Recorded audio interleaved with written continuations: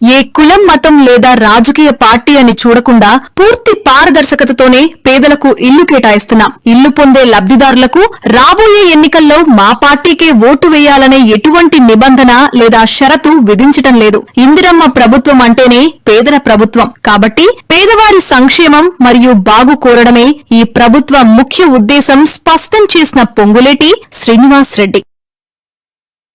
పారదర్శకంగా మళ్ళీ పదే పదే చెప్తున్నాను, పారదర్శకంగా నీది ఏ పార్టీ అని అడగాం, నీది ఏ కులం అని అడగాం, నీది ఏ మతం అని అడగాం. చివరికి నీకు ఇల్లు ఇస్తున్నాను కదా, రేపు మా పార్టీ తరఫున ఈ శాసనసభ్యుడు అక్కడ నిలబడుతున్నాడు, అతనికి ఓటేయాలనే కండిషన్ కూడా పెట్టాం. ఇది ఇందిరమ్మ ప్రభుత్వం, పేదోడి ప్రభుత్వం. ఈ ప్రభుత్వానికి చిత్తశుద్ధి పదే పదే చెప్తున్నాను. పేదవాడి బాగే ఈ ప్రభుత్వం యొక్క మెయిన్ ఎజెండా. ఇంకా అదర్ థింగ్ ఈ ప్రభుత్వానికి ఏమీ లేదు. పారదర్శి ఏ మతం అని అడగం. చివరికి నీకు ఇల్లు ఇస్తున్నాను కదా, రేపు మా పార్టీ తరఫున ఈ శాసనసభ్యుడు అక్కడ నిలబడుతున్నాడు, అతనికి ఓటేయాలనే కండిషన్ కూడా పెట్టాం. ఇది ఇందిరమ్మ ప్రభుత్వం, పేదోడి ప్రభుత్వం. ఈ ప్రభుత్వానికి చిత్తశుద్ధి పదే పదే చెప్తున్నాను.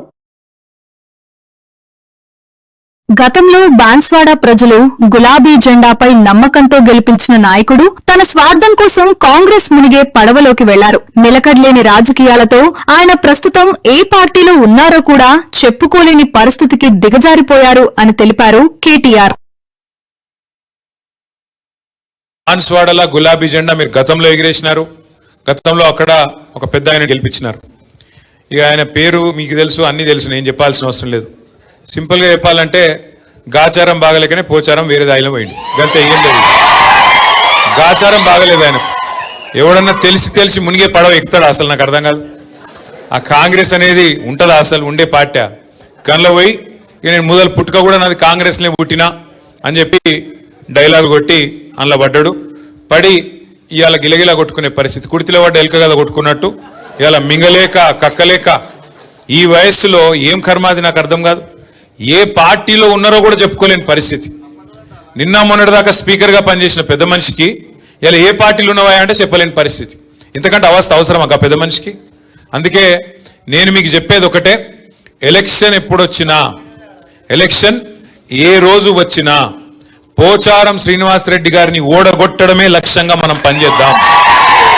ఖచ్చితంగా కాంగ్రెస్ ను బొందబెట్టాలి. పోచారం శ్రీనివాస్ రెడ్డి గారు దేవుని మీద ఒట్టేసి ఏదైతే మాట తప్పిండో, తెలంగాణ తిరుమల కేసీఆర్ గారు ఇచ్చిన నిధులతో ఆ రోజు కేసీఆర్ గారు స్వయంగా వచ్చి తెలంగాణ తిరుమలలాగా డెవలప్ చేస్తా అంటే బ్రహ్మాండంగా కోట్లాది రూపాయలు నిధులు ఇచ్చిండు. ఆ రోజు ఏం చెప్పిండు ఆ పెద్ద మనిషి? పొందిలో ప్రాణం ఉన్నంత వరకు మీతోనే ఉంటా అన్నాడు. మరి అలా ఏమైంది? ఏం అవసరం వచ్చింది?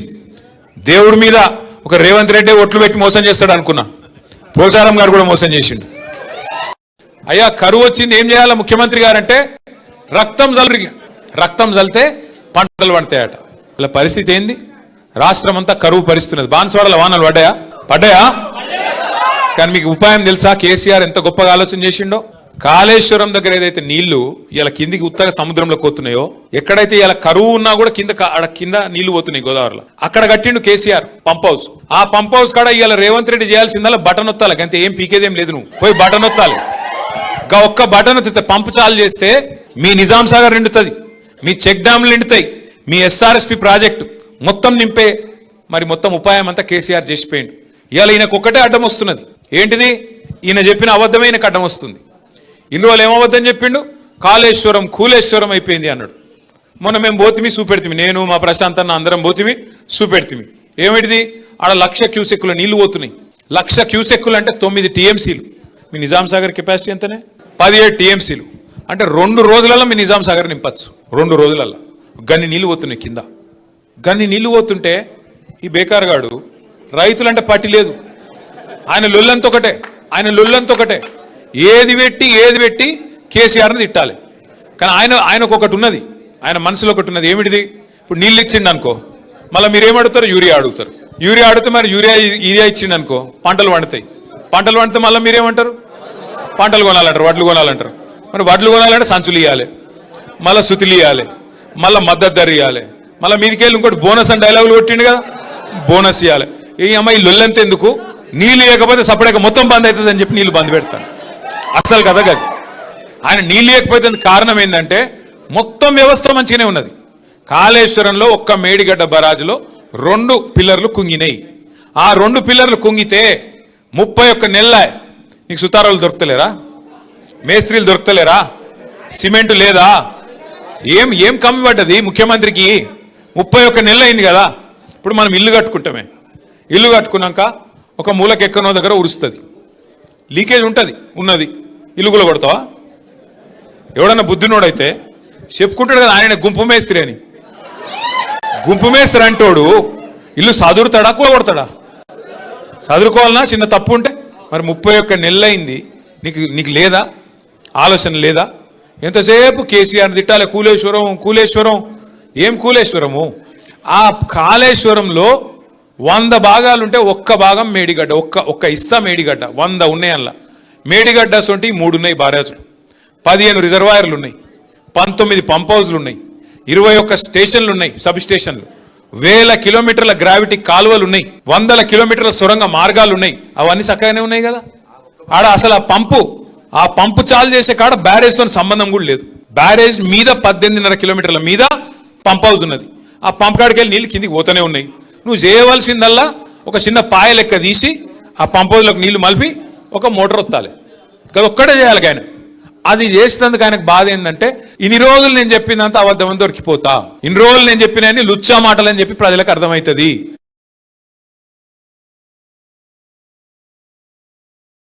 ప్రభుత్వ ఆసుపత్రిలో కాన్పుల కోసం చేరిన మహిళలకు ఇన్ఫెక్షన్ సోకడం మరియు కాలం చెల్లిన మందులివ్వడం వల్ల వారి ఆరోగ్యం విషమించిందని హరీష్ రావు విమర్శించారు. ఈ తీవ్రమైన ఘటనపై ఉన్నతాధికారులు లేదా సంబంధిత మంత్రి వచ్చి పరామర్శించకపోవడం, సమగ్ర విచారణకు ఆదేశించకపోవడం ప్రభుత్వ ఉదాసీనతకు నిదర్శనమని, ఇందిరమ్మ పాలనలో మహిళల ప్రాణాలకు రక్షణ లేకుండా పోయిందని మండిపడ్డారు.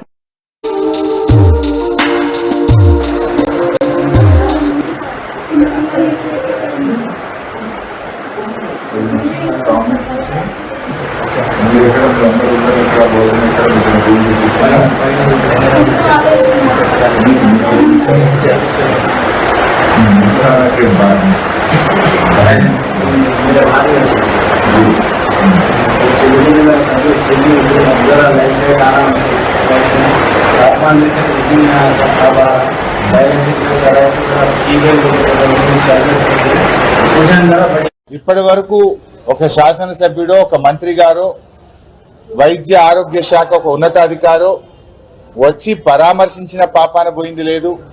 సంఘటన ఎందుకు జరిగింది అని పూర్వాపరాలను తెలుసుకునే ప్రయత్నం కూడా చేయలేదు. ఇప్పటి వరకు దీని మీద పూర్తి స్థాయి విచారణకు కూడా ఆదేశించలేదు. ఇవాళ ఆ తల్లుల పరిస్థితి ఏంది? చిన్న పిల్లలు, వాళ్ళు పూర్తిగా కోలుకొనకపోతే రేపు ఆ పిల్లల్ని ఎలా చూసుకోవాలి, ఆ సంసారాన్ని ఎలా వెళ్లదీయాలి, ఆ కుటుంబ పరిస్థితులు ఎంత దారుణంగా దెబ్బతింటాయో ఒక్కసారి ఆలోచించాల్సిన అవసరం ఉంది. 10వ తేదీ 6గురికి మీరు సిజరింగ్ చేశారు.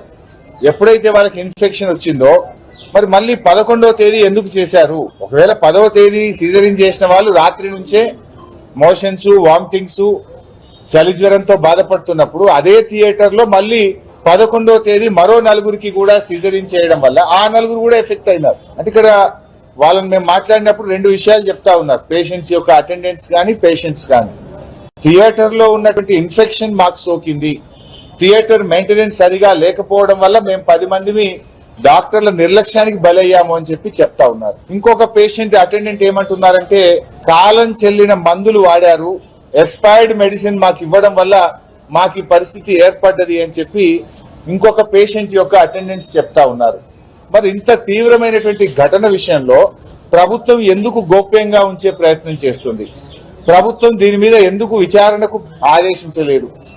దీనిపైన పూర్తి స్థాయి విచారణ జరపాలని, నిర్లక్ష్యానికి బాధ్యులైనటువంటి వారి మీద వెంటనే కఠిన చర్యలు తీసుకోవాలని చెప్పి కూడా మేము ప్రభుత్వాన్ని ఈ సందర్భంగా డిమాండ్ చేస్తా ఉన్నాం. వైద్య ఆరోగ్య శాఖ పూర్తిగా పడికేసిన పరిస్థితి ఏర్పడ్డది. ఇవాళ ఇంత జరిగితే ప్రభుత్వానికి చీమ కుట్టినట్లేదు. 10 మంది మహిళల ప్రాణాలతో చెలగాటమాడినారు. అంటే మీ ప్రభుత్వంలో ఇందిరమ్మ పాలనలో మహిళల ప్రాణాలకు రక్షణ లేకుండా పోయింది. ఇందిరమ్మ పాలన మాటల్లో ఉంది తప్ప ఇవాళ మీ పాలనలో మహిళల ప్రాణాలకే లెక్క లేకుండా పోయింది. వారికి రక్షణ లేనటువంటి పరిస్థితి ఏర్పడ్డది. ఈ గుంటూరు నగరంలో ఈ కూటమి ప్రభుత్వం అధికారంలోకి వచ్చాక మరి ఏ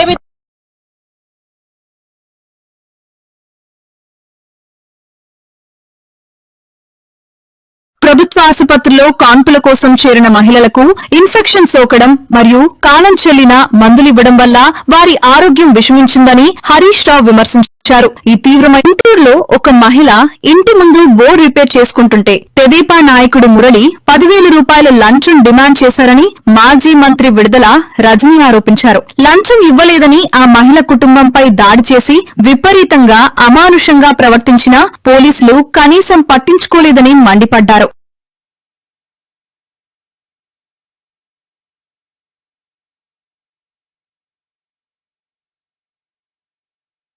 నగరంలో ఈ కూటమి ప్రభుత్వం అధికారంలోకి వచ్చాక మరి ఏ విధంగా ఒక మహిళను వివస్త్రణకు గురి చేసి ఎంత దారుణమైనటువంటి ఘటన చోటు చేసుకుందో మనం అందరం కూడా చూసాము, విన్నాము.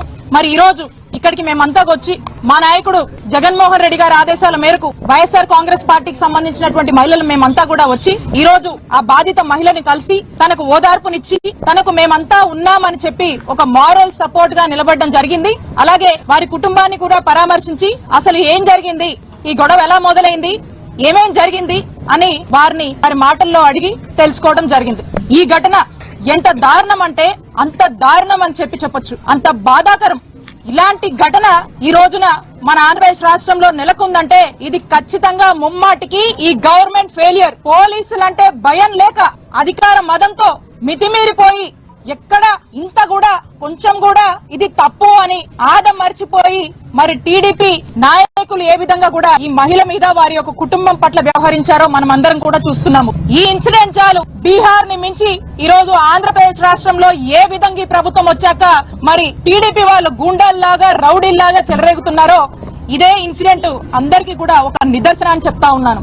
ఈ ఇన్సిడెంట్ వాస్తవాల్లోకి వెళ్తే మనం ఎవరైతే ఈ మహిళ ఉందో వారి కుటుంబం వాళ్ళ ఇంటి ముందు బోరు రిపేర్ చేసుకుంటూ ఉంటే ఆ వార్డ్ సెక్రటరీ అయినటువంటి టీడీపీ నాయకుడు వచ్చి మీరు మీ ఇంటి ముందు బోర్ రిపేర్ చేస్తున్నారు అని చెప్పి మాకు మామూలు ఇవ్వాలి, 10,000 మాకు మామూలు ఇచ్చే మీ ఇంటి ముందు మీ బోర్ రిపేర్ చేసుకున్నాను డిమాండ్ చేశాడు. మా ఇంటి ముందు మేము మా బోరు రిపేర్ చేసుకుంటే నువ్వెవరయ్యా, నీకెందుకు ఇయ్యాలయ్యా అని చెప్పి అడిగినందుకు ఇంత దారుణమైనటువంటి పరిస్థితి నెలకొంది. వాళ్ళు చెప్పారు, ఆ మహిళ చెప్పింది, ఆ కుటుంబ సభ్యులు చెప్పారు, ఆ మూర్తి అనేటువంటి టీడీపీ నాయకుడు మేము అధికారంలో ఉన్నాం, నువ్వు మీరు ఎలా రిపేర్ చేసుకుంటావు చూస్తా, మీ ఇంట్లోకి నీళ్లు రానియా, ఖచ్చితంగా మాకు 10,000 కట్టాల్సిందే, కడితేగా మీ పని చేసుకొని అని చెప్పి ఆయన వాళ్ళని డిమాండ్ చేసినట్టు మరి డిమాండ్ చేసి వాళ్ళని ఆఖరికి వాళ్ళ మీద దాడి చేసి మీరెవరు చెప్పుకుంటారో చెప్పుకోండి, నేను అధికారంలో ఉన్నా, పోలీసులైనా ఇక్కడ ఉన్నటువంటి అధికారంలో ఉన్న ఎవ్వరైనా కూడా నన్ను ఏం చేయలేరు, మీ దిక్కున్న చోట పోయి చెప్పుకోండి, మీరు నాకు 10,000 ఇవ్వాల్సిందే అని చెప్పి డిమాండ్ చేసి మరి వాళ్ళ మీద దాడి చేసినటువంటి పరిస్థితులు మరి మీరందరూ కూడా చూశారు, అందరం కూడా చదివాము, విన్నాము, వీడియోలు కూడా చూసాము. అయితే ఈ గొడవ జరగగానే వెంటనే ఆ ఫ్యామిలీ మెంబర్స్ అందరూ కూడా ఆ మహిళా కుటుంబ సభ్యులందరూ కూడా వెళ్లి పోలీస్ స్టేషన్ లో కంప్లైంట్ ఇచ్చారు. కంప్లైంట్ ఇస్తే పోలీసులు చాలా లైట్ తీసుకొని అది కూడా టీడీపీ వార్డ్ సెక్రటరీ అండి అని వీళ్ళు చెప్పడంతో ఇది అధికార పార్టీ కదా కాబట్టి మన పెద్ద జోక్యం చేసుకోవద్దు అనుకున్నారో ఏంటో గానీ టీడీపీ అనగానే ఇక పోలీసులు ఈ విక్టిమ్ యొక్క కంప్లైంట్ ని పక్కన పెట్టేశారు. కంప్లైంట్ ఇచ్చి మళ్ళా ఇంటికి తిరిగి వచ్చారు. ఈ మహిళ వాళ్ళ కుటుంబ సభ్యులందరూ కూడా తిరిగి ఇంటికి వస్తే మీరు మా మీద వెళ్ళి మేము అధికారంలో ఉండగా మా మీద కంప్లైంట్ ఇస్తారా, ఎంత ధైర్యం మీకు అని చెప్పి రెండో సాయంలో ఉన్న మీరు ఏం చేయాలన్నా మాకు ఇవ్వాలి. ఇలా రాష్ట్ర వ్యాప్తంగా కూడా ఏ విధంగా దోపిడీకి గురవుతున్నారో చూడండి, ఏ విధంగా దోపిడీ చేస్తున్నారో చూడండి. మరి ఈ ఇన్సిడెంట్ లోనే స్పష్టం అవుతోంది వాళ్ళ యొక్క మామూలు ఇవ్వలేదని మహిళని నాటి రోడ్డు మీద గుంటూరు సిటీ ఇక్కడే ఇది రాజధాని, ఇదే జిల్లాలో రాజధాని అంటారు. మరి ఇక్కడ ఎస్పీ ఆఫీస్ ఎంత దూరంలో ఉంది, కూతవేడు దూరంలో ఎస్పీ ఆఫీస్ ఉంది, ఐజీ ఆఫీస్ ఉంది, 20 కిలోమీటర్లో డీజీపీ ఆఫీస్ ఉంది. మరి ఈ జిల్లాలో మొత్తం యంత్రాంగం అంతా కూడా ఇక్కడే ఉంది. మరి పట్టపగలు మనం చూసాం ఈ గొడవ వాళ్ళు వెళ్తే పోలీసులు కంప్లైంట్ పక్కన పెట్టారు. రాత్రి వాళ్ళ ఇంటికి వచ్చిన తర్వాత మళ్ళీ వాళ్ళ అబ్బాయి 100 నంబర్ కి డయల్ 100 నంబర్ కి ఫోన్ చేసి గొడవ అయిందని చెప్పి మళ్ళీ గొడవ అయిన తర్వాత కూడా అక్కడికి వెళ్లి పోలీస్ స్టేషన్ లో రెండోసారి కంప్లైంట్ ఇస్తే కూడా పోలీసులు పట్టించుకోకుండా పక్కన పెట్టారు. ఈ గుంటూరులో కృష్ణబాబు కాలనీలో ఒక మహిళ మీద ఒక టీడీపీ వార్డు సెక్రటరీ ఎంత దారుణంగా దాడి చేయడం జరిగింది. అతని కుటుంబ సభ్యులు కలిసి 9 మంది వివస్రణ చేసి అసలు నిజంగా మనం ప్రజాస్వామ్యంలో ఉన్నామా లేదా అర్థం కాని పరిస్థితిలో దాడి చేయడం జరిగింది. ఎంత దారుణమైన సంఘటన జరిగినందుకు ఆ కుటుంబానికి పరామర్శ చేయడానికి జగన్మోహన్ రెడ్డి గారి ఆదేశానుసారం మేమందరం కూడా ఈ రోజు వచ్చి ఆ మహిళను కలిశాము. జరిగిన సంఘటన అంతా తెలుసుకున్నాము. ఆ మహిళకి ధైర్యం చెప్పడం జరిగింది. అలాగే మీకు అండగా జగన్మోహన్ రెడ్డి గారు అలాగే మా పార్టీ మా మహిళలందరం కూడా ఉంటాము. ఏది సహాయ సహకారాలు కావాలన్నా చెప్పడం జరిగింది. అలాగే ఎటువంటి న్యాయ సహాయం కావాలన్నా కూడా మా పార్టీ తరఫున అందిస్తామని కూడా తెలియజేయడం జరిగింది. నిజంగా జంగిల్ రాజ్ పాలన అంటే ఎలా ఉంటుందో అలాంటి పాలన సాగుతూ ఉంది. తెలుగుదేశం పార్టీ నాయకులు కార్యకర్తలు ఏ విధంగా మహిళల జీవితాలతో ఆడుకుంటున్నారు, మహిళల మీద దాడులు చేస్తూ ఉన్నారు అనే ఒక సంఘటన ఇవాళ జరిగినటువంటి ఈ అకృత్యం, ఈ ఆగడాయిత్యం, ఈ దుర్మార్గం ఏం చెప్తుంది? ఎవడింట్లో పని కావాలన్నా తెలుగుదేశం పార్టీ వాళ్ళకి కప్పం కడితే గాని పండు చేసుకుంటానికి లేదు. 2009 సంవత్సరంలో వాళ్ళ ఇంటి ముందు వాళ్ళు బోరేసుకోవడం ఏంటి? వారకట్లో 3 కలిసి ఆ బోరు రిపేర్ చేసుకుంటానికి తెలుగుదేశం వాళ్ళకి డబ్బులు ఇవ్వటం ఏంటి అని ప్రశ్నించారు పేర్ని నాని. సంఘటన ఇవాళ జరిగినటువంటి ఈ అకృత్యం, ఈ అఘాయిత్యం, ఈ దుర్మార్గం ఏం చెప్తుంది? ఎవడింట్లో పని కావాలన్నా తెలుగుదేశం పార్టీ వాళ్ళకి కప్పం కడితే గాని పనులు చేసుకుంటాకి లేదు. 2009 సంవత్సరంలో ఆడింటి ముందు వాళ్ళు బోరేసుకోవటం ఏంటి? వాడకట్లో 3 కలిసి ఆ బోరు రిపేర్ చేసుకుంటాకి తెలుగుదేశం వాళ్ళకి డబ్బులు ఇవ్వటం ఏంటి? అంటే సమాజంలో ఈ రాష్ట్రంలో ఏం జరుగుతుంది అనే దానికి అర్థం పడుతుంది కదా. ఒకటేమో వ్యవస్థలన్నీ గుప్పెట్లో పెట్టుకుని అధికారుల్ని తోలు బొమ్మల్లాగా కీలు బొమ్మల్లాగా ఆడిస్తూ తెలుగుదేశం వార్డు ప్రెసిడెంట్ చెప్తున్నాడు. మరి లంచం ఇవ్వలేదు కదా, దాంట్లో కంకరేసి పూర్తి చేయమని మున్సిపల్ అధికారికి చెప్తున్నాడు. ఇది కూడా తవ్విచ్చేసి మొత్తం క్లోజ్ చేసింది. ఇదొకటే కాదు, రాష్ట్రంలో ఎన్నో సంఘటనలు నారా చంద్రబాబు నాయుడు గారి నియోజకవర్గంలో ఇదంతా పద్ధతి కాదు కదా.